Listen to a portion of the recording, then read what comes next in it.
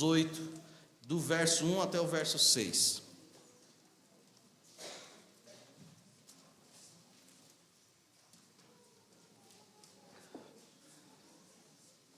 Segundo Reis, capítulo 18, do verso 1 ao verso 6.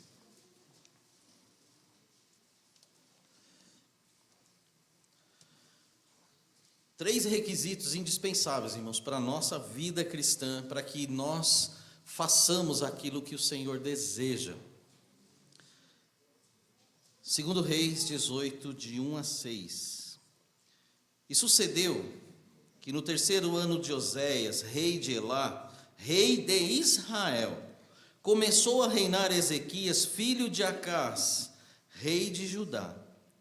Tinha 25 anos de idade quando começou a reinar, e 29 anos reinou em Jerusalém, e era o nome de sua mãe Abi, filha de Zacarias. Todos juntos? E fez o que era reto aos olhos do Senhor, conforme tudo que fizera Davi, seu pai. Leia de novo. E fez o que era reto aos olhos do Senhor, conforme tudo que fizera Davi, seu pai. Ele tirou os altos, quebrou as estátuas, deitou abaixo os bosques e fez em pedaços a serpente de metal que Moisés fizera, porquanto até aquele dia os filhos de Israel lhe queimavam incenso e lhe chamaram Neustã. No Senhor Deus de Israel confiou, de maneira que depois dele não houve quem lhe fosse semelhante entre todos os reis de Judá, nem entre os que foram antes dele, porque se chegou ao Senhor, porque se achegou ao Senhor, não se apartou dele, e guardou os mandamentos que o Senhor tinha dado a Moisés. Pai, tua palavra eterna, Senhor Deus, está diante de nós, e é diante dessa eterna palavra que nós nos deparamos agora, Pai. Pedimos graça, sabedoria, que o Senhor abra o nosso entendimento, muito mais do que o nosso ouvido, Pai, e que assim que recebermos essa palavra, possamos, Senhor Deus, de todo o nosso coração e com o coração compungido, colocá-la em prática para a glória do Senhor. Pedimos sua bênção, pedimos em nome de Jesus. Amém. Amém. Todos podem sentar-se. Irmãos, o texto que você está em mãos, ele é um texto bonito, é bonito ler isso aqui. Mas eu quero fazer uma digressão aqui, e entre aspas uma regressão, antes de falar dos três requisitos importantes para a nossa vida.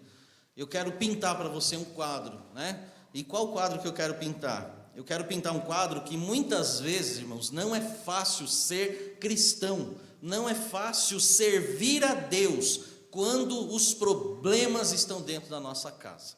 Muitas pessoas estão desistindo da vida, muitas pessoas estão desistindo da vida cristã, estão jogando a toalha, estão indo embora, estão deixando Deus de lado, e muitos estão deixando Deus de lado achando que estão com Deus. Essa é uma outra realidade. Agora, olha o capítulo 16, aí você vai ter que ler, que eu não sei se você já leu, mas eu quero ler aqui e ressaltar algumas coisas importantes para você. Quando você olha o capítulo 16, você vai entender que está falando da família de Ezequias, o pai dele, né? Rei de Judá. Então, só para contextualizar, quando Davi foi rei, o reino de Israel era um só, 12 tribos. Quando Salomão morreu, e aí Salomão sucedeu Davi, Salomão morreu, o reino se dividiu. 2 tribos ficaram, geograficamente dizendo, na região de Jerusalém. Foi a tribo de Benjamim e a tribo de Judá. Eles ficaram juntos. As 10 outras tribos formaram o reino do norte, que é conhecido na Bíblia como o reino de Israel, ou casa de Israel. E o reino do sul, o reino de Judá, ou também conhecido como casa de Judá. E aqui, irmãos, nós vamos ver em Reis, em 1ª e 2ª Reis, você vai ver os reinos do norte e os reinos do sul. O que esses reis fizeram? O que cada um, a história vai falando, o que cada um vai fazendo. O que eu quero chamar a sua atenção? Olha o problema que Ezequias tem dentro de casa. O capítulo 16, verso 1, vai falar que no ano 17 de Peca, filho de Remalias, começou a reinar Acás, filho de Jotão, rei de Judá. Tinha Acás 20 anos de idade quando começou a reinar, e reinou 17 anos em Jerusalém, e não fez. Ele não fez o que era reto aos olhos do Senhor seu Deus, como Davi, seu pai. Por que ele não fez? Aí o versículo 3 vai responder: porque ele andou no caminho dos reis de Israel, e até seu filho fez passar pelo fogo, segundo as abominações dos gentios. Ou seja, ele pegou o filho dele, o filho primogênito, provavelmente, e ofereceu a Moloque, um deus estranho, que não era o filho primogênito, tem que ser oferecido ao Senhor, e ele ofereceu o filho, queimou o filho vivo. Você consegue conceber isso? Não, eu e você não conseguimos conceber, porque nós estamos aí 2.500 anos mais ou menos de distância disso, mas era o que essas pessoas faziam. Irmãos, tamanha é, irmãos, a atrocidade que é feita tanto em Judá quanto em Israel, que quando você vai para o capítulo 17, a Bíblia vai falar de Oséias, que é o rei de Israel nessa época. E aí a Bíblia vai dizer que no versículo 6, que no ano 9 de Oséias, o rei da Síria, tomou Samaria, tomou uma cidade do norte de Israel, e levou Israel cativo à Síria, e fê-los habitar em Ala, em Arbor, junto ao rio de Gozã, e na cidade dos Medos, ou seja, eles foram levados para fora da terra de Israel. Agora preste atenção, versículo 8: e andaram nos estatutos das nações, que o Senhor lançara fora de diante dos filhos de Israel, e nos reis de Israel, que eles fizeram. 9. E os filhos de Israel fizeram secretamente coisas que não eram retas contra o Senhor seu Deus, e edificaram altos. Eu vou dizer já o que são esses altos. Em todas as suas, desde a torre dos atalaias até a cidade fortificada.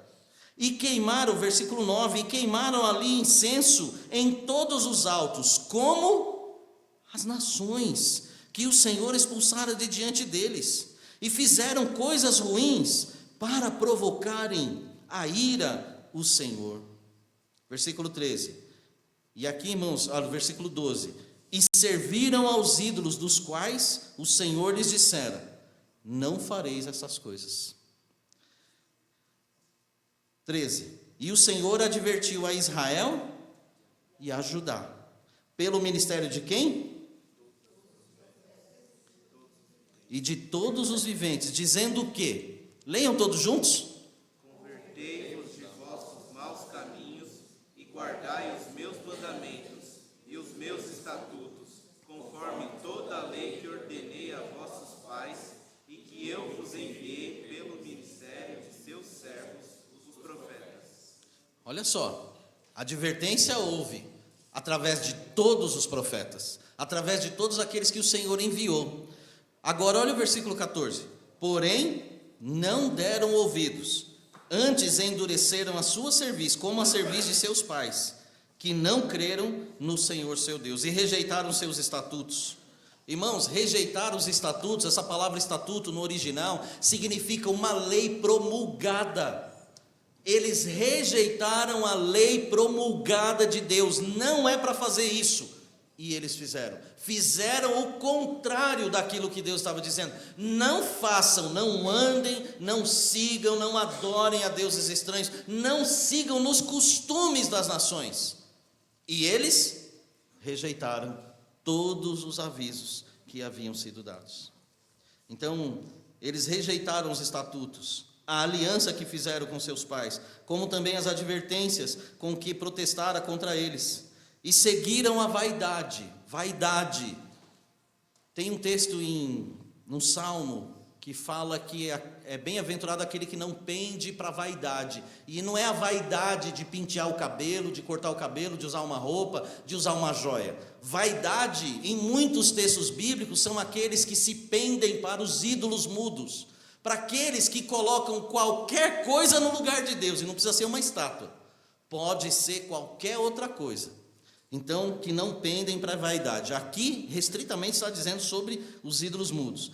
E tornaram-se vãos, como também seguiram as nações que estavam ao redor deles, das quais o Senhor tinha ordenado, que não as imitassem. Irmãos, eu fico bestificado hoje em dia, de ver o quanto o povo de Deus admira, e o povo de Deus tem feito isso, infelizmente, imitação das coisas do mundo. É o povo que quer imitar o mundo na moda, nos costumes, na fala, no jeito de comer, no jeito de andar. Parece os tempos de Neemias, em que se fala um pouco de hebraico e um pouco de outra língua. Se fala um pouco do crentez, do dominguês da igreja, e durante a semana é o mundês. E a conta, irmão, não fecha. Você vai entender que a conta não fecha. A gente está falando nesse texto de Israel. E o quadro, irmãos, vai ficando cada vez pior. Versículo 16. E deixaram todos os mandamentos do Senhor seu Deus, e fizeram imagens. Agora eles deixaram, eles não só pegaram as imagens, agora eles estão fabricando imagens. Aí vai para um outro nível. Qual é o próximo nível? Não é só olhar e querer o costume e imitar aquilo que está sendo feito, é fabricar aquilo que essas pessoas faziam. E aí a Bíblia vai dizer, rejeitou todos os mandamentos. Quando, irmãos, a palavra de Deus não consegue tocar mais o coração de um povo, o povo está entregue para qualquer tipo de coisa que possa entrar no seu coração. Tome cuidado, meus irmãos. Pastor Valfrido pode morrer amanhã, você vai continuar sendo um crente em Jesus Cristo, e um crente em Jesus Cristo que ama a palavra do Senhor. Ame a palavra do Senhor. Amém. Em nome de Jesus, amem a palavra do Senhor. Amém. Leiam, estudem, vivam essa palavra. Não se deixem levar, meus irmãos, por qualquer vento de doutrina. Não é qualquer um que vai ocupar esse púlpito aqui e que vai enganar o teu coração com qualquer modismo aí fora, não. O pastor, irmãos, ele não é honrado. A Bíblia não fala para você honrar o pastor, a não ser por uma coisa que o pastor precisa ser honrado. É por ele ser fiel à palavra do Senhor. É por ele amar a palavra, amar a Deus, amar a palavra do Senhor e ensinar a palavra do Senhor conforme ela é. Então, se o seu pastor é assim, então honre ele. Honre ele. E tem outro pastor aqui hoje, né? Honrem o pastor. Se ele faz isso, honre. Deus pede que isso que aconteça. Irmãos, quando o povo esquece do mandamento, esquece. Um monte de outra coisa vai vir junto. Então eles começaram a fazer imagens. 2 bezerros, né? As imagens de fundição, 2 bezerros. Fizeram um ídolo do bosque e adoraram perante o exército dos céus. E serviram a Baal, ao Deus fogo. E também fizeram passar pelo fogo a seus filhos e suas filhas, e deram-se as adivinhações, e criam em agouros, e venderam-se para fazer o que era mal aos olhos do Senhor. Mas eu não estou provocando a ira do Senhor. Meu irmão, você crê em horóscopo? Não é possível que você pegue um jornalzinho lá. Por exemplo, eu nasci dia 4 de junho, vou cometer um pecado aqui para você, tá bom? Eu sou de Gêmeos, meu ascendente, eu nem sei quem é, mas se eu soubesse, aí eu vou lá, eu agora, se minha vida hoje, meu dia hoje vai ser abençoado. Irmão, seu dia, sua vida é abençoada e será eternamente pela palavra do Senhor. Amém. E somente pela palavra do Senhor. Amém. E é essa palavra, irmãos, que deve nos guiar. Então, o que o horóscopo vê, irmãos, aquele negócio que você pega, igual aquela caixinha de promessa, né? Só tem coisa boa ali. Eu quero ver se vai ter um versículo lá. O que tendes de fazer, faze-o depressa. Tem esse versículo lá? E Judas foi e se enforcou. Não tem essas coisas lá, né? Não tem. Só coisa boa. Irmãos, A realidade da vida cristã é bem diferente do que você pensa, ou que talvez esteja assim acontecendo aí fora. Quando a gente vai olhando esse contexto todo, irmãos, a gente chega numa conclusão. Versículo 18, eu falei para você que a introdução ia ser longa, para você entender como é importante você entender isso. Portanto, versículo 18, portanto o Senhor muito se indignou contra o Israel, e os tirou de diante da sua face. Nada mais ficou, senão somente a tribo de Judá. Irmão, se parasse aqui, estava bom. Vamos dar uma respirada. Respiramos, agora vamos para o versículo 19. Até Judá antes andaram nos estatutos que eles fizeram. Irmãos, é muito sério isso. É muito sério. Versículo 29. Porém, cada nação fez, só para você entender o contexto do 24 em diante, o rei da Síria leva pessoas que não são de Israel para morar em Israel. E quando eles vão para Israel, eles levam cada um seu costume religioso. E ali eles começam a adorar junto com o povo de Israel os deuses estranhos. E o versículo 29 vai dizer que essas nações faziam deuses e puseram ali os deuses nos altos, dos samaritanos, cada nação em cada cidade que habitava. Versículo 33. E aqui, irmãos, olha aonde chega a questão.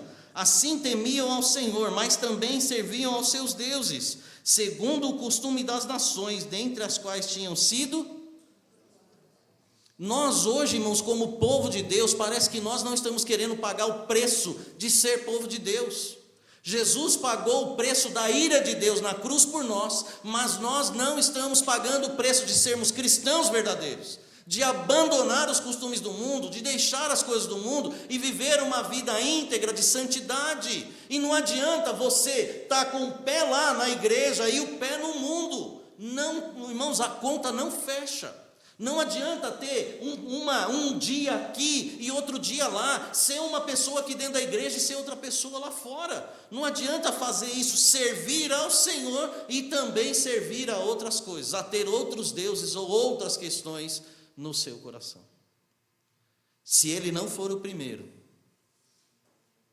então não há mais nada. Não passa? Irmãos, isso aqui não pode ser um cântico só da boca para fora. Isso aqui, mais do que nunca, tem que fazer sentido na nossa vida.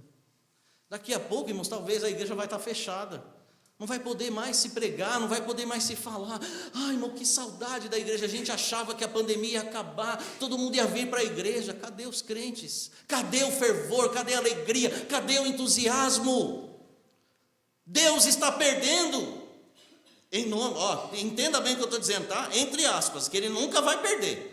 Mas parece, irmãos, que Deus está perdendo todo fim de semana por qualquer outra coisa que concorre com ele.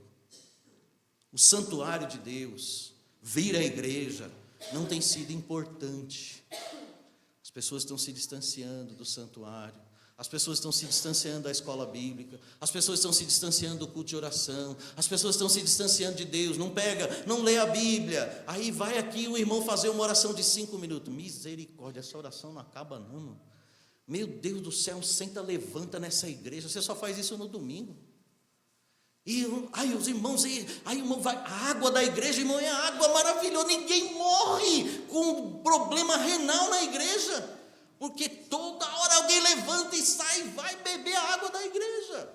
A reverência, cadê a reverência do povo de Deus? Cadê a reverência com o santuário, com a adoração? Nós, irmãos, eu estou pregando na quarta-feira e dizendo nas quartas-feiras que nós estamos nos sentindo credores de Deus. Eu sou credor, Deus me deve, então Ele tem que me abençoar. Que pensamento medíocre e miserável é esse? Que o verme tem que pedir para o seu Criador fazer alguma coisa por ele. Ele já fez, Ele deu tudo. Amém. E eternamente somos abençoados. Amém. E agora só nos cabe render-lhe honras e glória para todos sempre. Amém. Que dificuldade há nisso? Ai, irmãos, como que é que se fala? Isso é ser, não é carola? Fanático. Os caras, crente fanático. Ah, irmão, se eu pudesse morar na igreja, eu morava. Tem lugar melhor para se estar? Tem melhor para lugar para você estar não, irmão. Vai lá, tem aqui, ó, na rua Moinho Fabrini, lá embaixo. Se for lá agora, você vai ver. De vez em quando eu passo lá, se eu for levar meu sogro, volto, um monte de jovem lá, um frio, eles põem aqueles negócios para aquecer, e o pessoal, ó, mal sabem eles para onde eles estão indo. Você tem consciência para onde você vai? Amém. Então, meu irmão, minha irmã, nós precisamos ter uma postura diferente em relação a essas coisas. Amém. Bom, vou tentar ser rápido com os 3 pontinhos aqui, tá? Primeira coisa, irmãos, para eu e você, coisas importantes que nós devemos ter na vida cristã.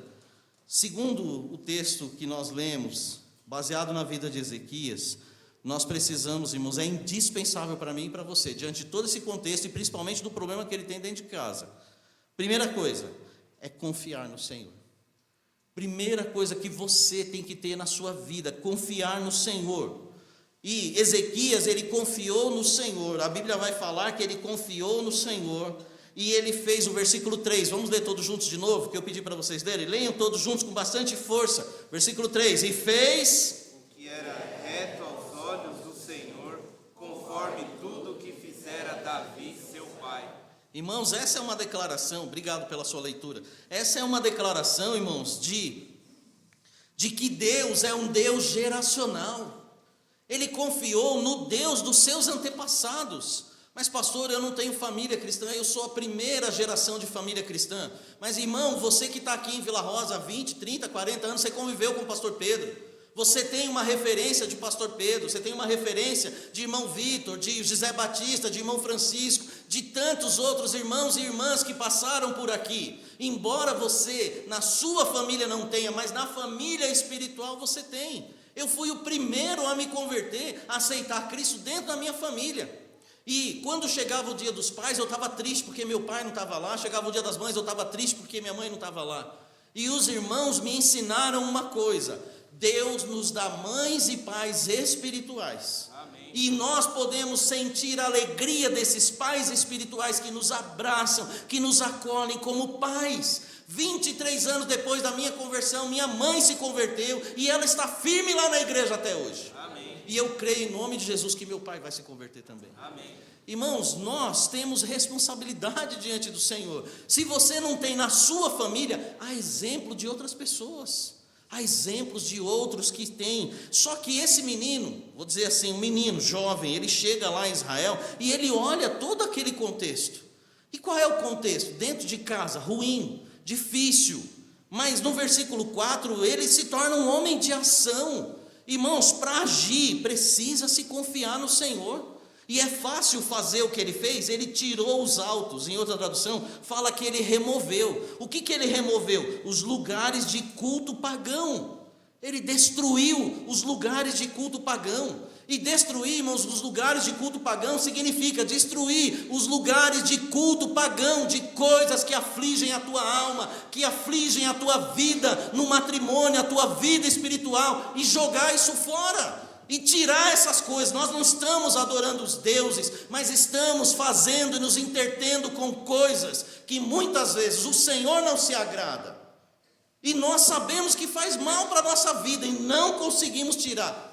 Tira fora. É para cortar a internet de casa. Corta a internet de casa. Faz sentido você entender que Jesus fala: é melhor você entrar com um olho só do que tendo dois e pecar. É melhor, irmãos, que você fique firme na presença do Senhor. Amém. Sem internet na sua casa, sem internet no seu celular, mas fazendo a vontade do Senhor. Amém.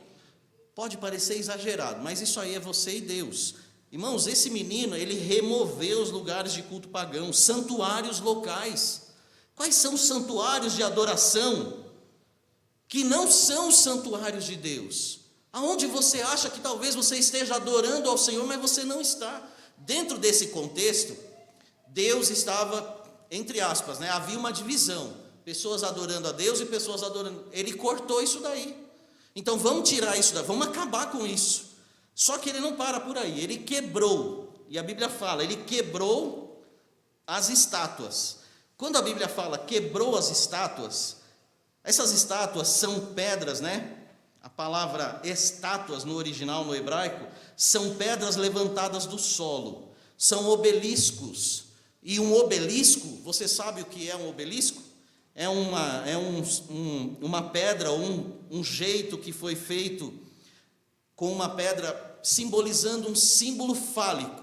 Símbolo fálico ou falo é o órgão sexual masculino, apontado para cima, né? Esse órgão sexual simbolizava o quê? Que embaixo dessas pedras, diante dessas pedras, as pessoas faziam cultos de orgia sexual, e ali elas estavam adorando aos deuses.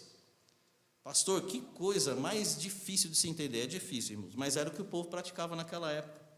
Ezequias falou: corta tudo isso, quebra e põe tudo isso abaixo. Aí a Bíblia vai dizer que ele fez outra coisa, outro verbo de ação. Ele deitou abaixo os bosques. Bosques, irmãos, são árvores que simbolizam Azera ou Azerá. É a imagem da deusa cananeia Semíramis, Diana dos Efésios, e alguma coisa que apareceu no Brasil aí há um tempo atrás. É a mesma coisa, tá bom? Eu não vou entrar nesse detalhe aqui, mas eu sei que você sabe o que eu estou falando. E ele prosseguiu. Ele fez em pedaços a serpente, a naja de bronze. Lá no deserto, quando o povo era picado, né? Deus falou com Moisés: faz aí uma haste. Essa haste simbolizava Cristo, porque todo aquele que olhar para a haste, todo aquele que olhar para Cristo e crer, ele vai ter salvação. Então as pessoas eram salvas. Aí eles não jogaram fora isso e começaram a adorar essa naja de bronze, digamos assim. Irmãos, Ezequias demonstrou uma confiança extrema em Deus. Sabe por quê? Porque ele combateu tudo que concorria com Deus. Meu irmão, não vai ser hoje num culto de 2 horas, na ceia do Senhor, que você vai combater tudo o que concorre com o Senhor. Tem muito crente que infelizmente deixa para fazer isso aqui. Como é que eu falo? O culto de domingo que vem começa quando? Quando nós falarmos o amém, você colocar o pé para fora, o culto da semana que vem está começando.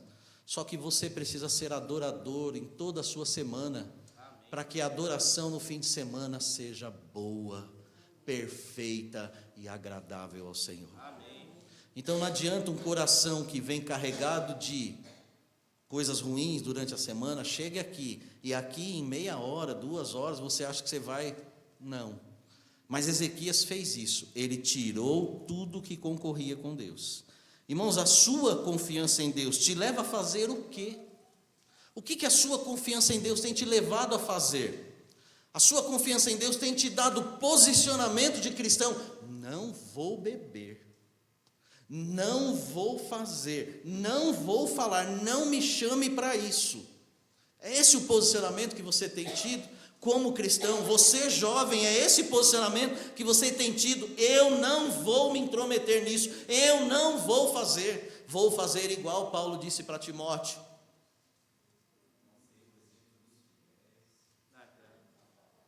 Vamos lá? Seu exemplo dos fiéis, na palavra, no trato, na caridade, no espírito, na fé e na pureza. Amém? Amém. Você pode, se você tirar aquilo que concorre com Deus. A segunda questão, irmãos, importante, parece ser semelhante, mas não é. O versículo 6 fala para nós assim: porque chegou ao Senhor, não se apartou dele. Porque Ezequias, no caso, se chegou ao Senhor, não se apartou dele. O que significa isso? Um outro elemento que tem que estar presente na minha vida e na sua vida, além da confiança no Senhor, na confiança no Deus dos nossos antepassados, nós temos que ter fidelidade ao Senhor, seguir o Deus dos nossos antepassados. Então, irmãos, primeiro, você tem que ter um posicionamento de confiança, mas você também tem que ter uma atitude de fidelidade, de seguir. O que é fidelidade, irmãos? Fidelidade para as pessoas tem sido fidelidade em 5 minutos, que ela vem aqui numa igreja, ou seja aqui, ou seja em outra igreja, e ela fala sim, e é 5 minutos, porque depois de 5 minutos, sabe-se lá o que vai acontecer. Tem muitos casamentos que antes de chegar na festa já está se acabando. Você disse sim para o quê? Então, baseado naquilo que você disse sim, você tem consciência de tudo aquilo que você sabe, para aquilo que você disse não. Para quem o jovem e a jovem estão aqui no altar. Os dois estão dizendo sim um para o outro, porque disseram não para um monte de outras coisas. Falaram não para outras pessoas, para outros relacionamentos que não deram certo, talvez. Estão falando não para uma vida sozinhos, mas estão falando sim para uma coisa, e baseado naquilo que nós falamos sim, nós temos que permanecer fiéis a isso.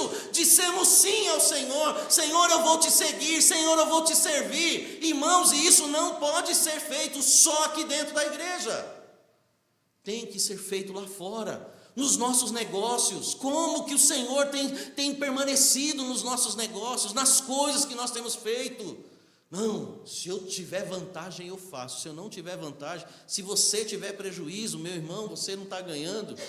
Muitas vezes, irmãos, os cristãos não têm permanecido fiel ao Senhor. Irmãos, isso é em muitas áreas. Fidelidade na Bíblia é em termos práticos. O versículo 3 vai dizer para nós que Ezequias fez o que era reto aos olhos do Senhor, conforme tudo o que fizera Davi, seu pai. O reinado de Davi é um padrão para todos os reinados, para aquilo que é bom. E aí, se você quiser descobrir mais, eu convido você a ler 1 e 2 Reis, 1 e 2 Crônicas, você vai entender o reinado de Davi. Como Davi foi um homem abençoado, não perfeito, mas abençoado. Meus irmãos, quando tudo está bem, é fácil servir ao Senhor. Aí eu lembro de José, eu lembro de Daniel. Os meninos pagaram o preço, não foi? Pagaram o preço, permaneceram fiéis ao Senhor, e o Senhor permaneceu fiel a eles. Amém. Se você permanecer fiel ao Senhor, o Senhor vai permanecer fiel a você. Amém. Se você for fiel ao Senhor, o Senhor vai dar escape, vai dar saída para você nos momentos difíceis. Ele vai te ajudar, Ele vai te abençoar, e Deus vai te colocar numa posição, num determinado momento, que você vai olhar para trás e vai falar: Senhor, é somente por Tua glória, é somente pelo Teu poder. E aí você dá honras e glórias ao Senhor e continua olhando para Cristo, autor e consumador da sua fé. Irmãos, no capítulo 17, nós lemos que lá o povo teve muitas advertências, mas eu quero voltar com você em 17:14, para você ver, irmãos, a seriedade do que a gente está falando, da infidelidade. 17:14, a Bíblia diz: porém não deram ouvidos, antes endureceram a sua cerviz, como a cerviz de seus pais, que não creram no Senhor seu Deus.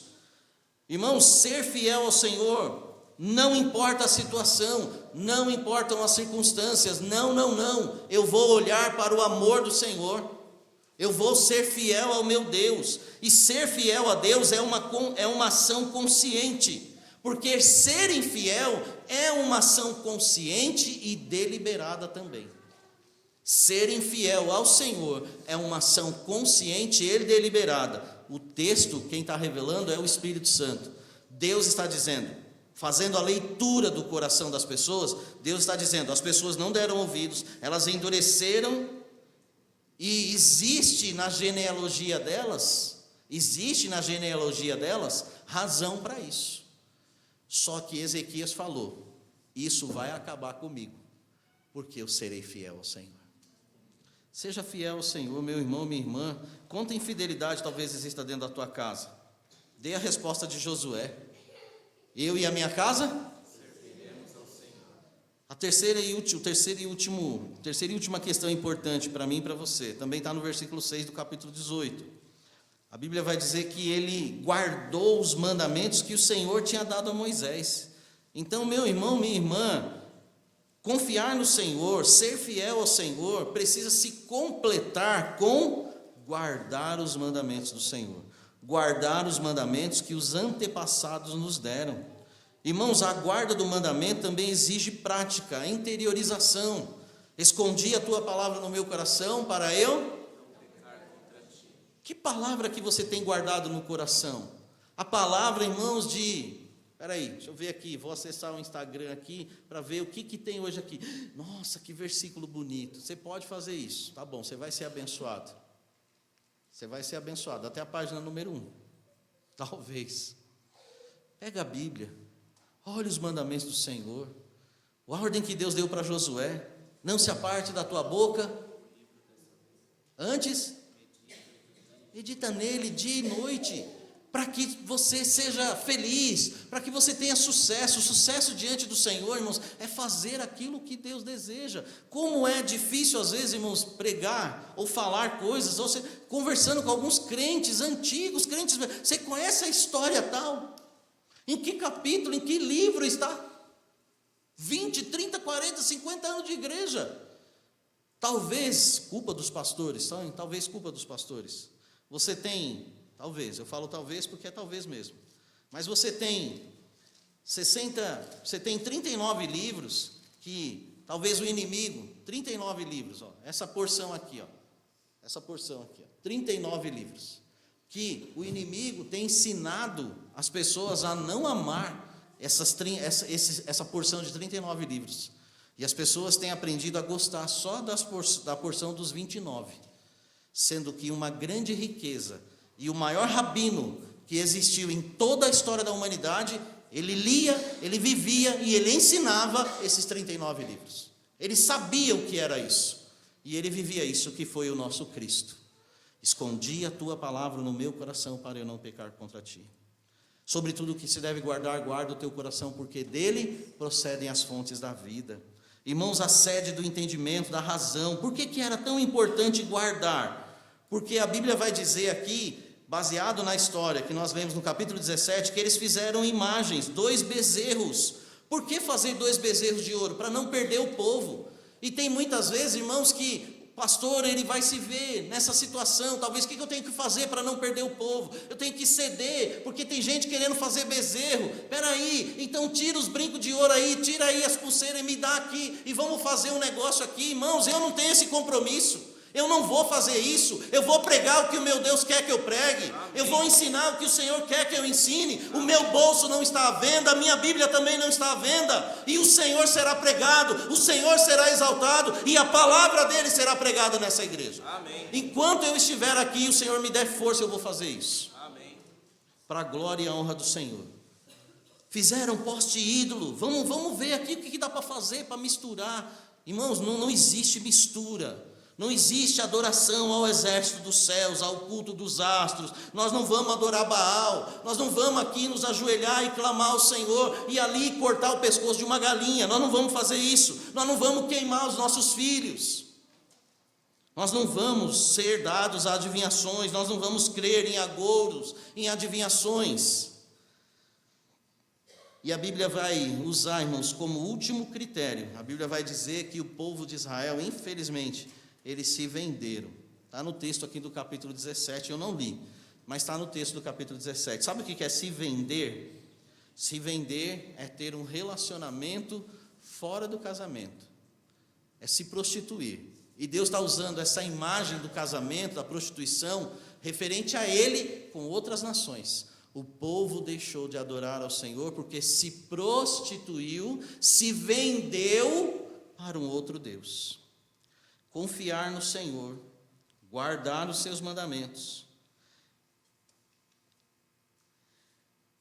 e ser verdadeiramente, irmãos, aqueles que confiam no Senhor, é o que o Senhor espera de mim e de você. Você pode fazer isso, especialmente aí, vamos ligar com o que a gente vai fazer agora.